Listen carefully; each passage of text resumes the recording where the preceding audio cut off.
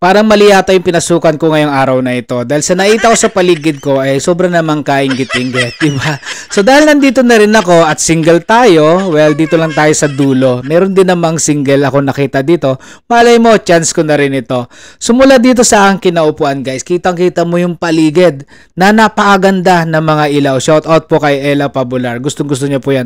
So nasaan nga po ba ako, guys? Nandito po ako sa Top of Hanoi, na kung saan isa po ito sa kinikilala ng Hanoi na napakagandang bar and restaurant, rooftop nga po. Sumula po sa aking accommodation, papunta po dito via Grab, 10 to 15 minutes lang po. Kung gusto niyo pong dito kayo mag-book, kung gusto niyo mag-stay dito, kung nasa Hanoi po kayo, napakaganda pong hotel nito dahil 5-star po ito.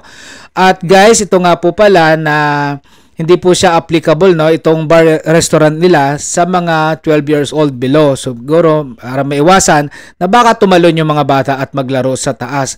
At much better din po na pumunta po kayo dito mga around 5 PM kasi at least makikita nyo yung buong ganda talaga ng paligid at makapag-picture-picture kayo.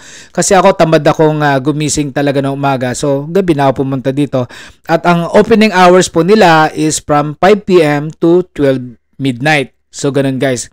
Medyo may kamahalan po ang kanilang bar and restaurant. At syempre naman, talaga naman kitang-kita mo naman dito sa kanilang preparation or dito sa kanilang ambience. Sobrang ganda na po talaga. Dito pa nga lang po sa menu, may pailaw effect pa. O, diba? Talagang mamahalin. So, dahil sa wala akong maintindihan sa mga menu, hindi naman tayo sosyaling tao nun. Tinatanong ko na lang po kung ano po yung pinaka-the best na pwede nilang i-offer sa akin. So, ayan na nga guys, yung pinaka-the best pala nila. O, diba? San ka pa? Siguradong mabubusog ako dito dahil solo ko lang naman. O, wala akong kaagaw. Pag mamahal, meron. Pero dito, wala. Charot. So guys, advice ko lang po pala sa inyo na kung kayo po ay may balak mag-travel, kung meron naman po kayong sapat na pera, mag-travel na kayo. Hanin nyo yung pera nyo. Kailan pa kayo mag-travel kung hindi nyo na kayang maglakad? Kung kayo po ay naka-wheelchair na lang, kung meron lang pong sapat. At wag din po kayo magta-travel kung inyon po ay iuutang lang. Wag po ganon dahil kayo lang din po ang magpapahirap sa sarili nyo. Nag-enjoy nga po kayo. Yes, tama nga po. Yung sinasabi nila, at least nag-enjoy ako. Yes, paano bukas? Paano yung utang na babayaran mo? O, diba?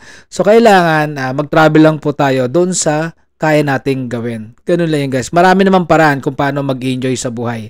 Hindi lang sa pag-travel. Take my advice, okay? So, magkano nga ba yung binayaran ko dito sa lahat ng kinain ko?